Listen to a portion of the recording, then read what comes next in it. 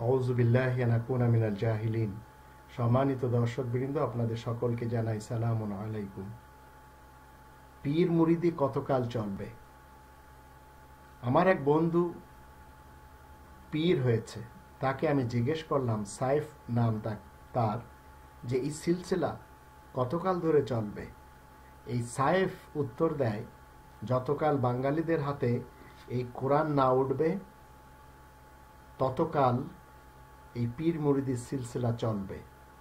তাই তো ঢাকাতে তুমি দেখতে পাচ্ছ দেওয়ানবাগ, সে ঢাকাতে বসে আছে, দেওয়ানবাগের পীর, এবং সেখানে বসে সে নবীর জামাই হওয়ার দাবি করে যাচ্ছে। সত্য কথা বলেছে এই সাইফ। কোরআনের 5টি দাবি আপনার উপরে আমার উপরে রয়েছে। প্রথম হচ্ছে কোরআনের উপরে ঈমান আনতে হবে, তারপরে হচ্ছে এই কোরআনের ভাষায় শিখতে হবে কোরআনকে, তারপরে 3 নম্বর হচ্ছে মাতৃভাষায় শিখতে হবে, 4র্থ নম্বর কোরআন মতে জীবন কাটাতে হবে, আর 5ম নম্বর হচ্ছে কোরআনকে প্রচার করতে হবে, যা রাসূল করিম চিরকাল করে গেছেন। 5 নম্বর সূরা আল মাইদা 67 নম্বর আয়াত তার প্রমাণ করে, ইয়া আইয়ুহার রাসূল বাল্লিগ মা উনজিলা ইলাইকা মির রাব্বিক। হে রাসূল, তুমি তাবলীগ করো ওই জিনিসের যা তোমার দিকে তোমার রবের পক্ষ থেকে নাজিল করা হয়েছে।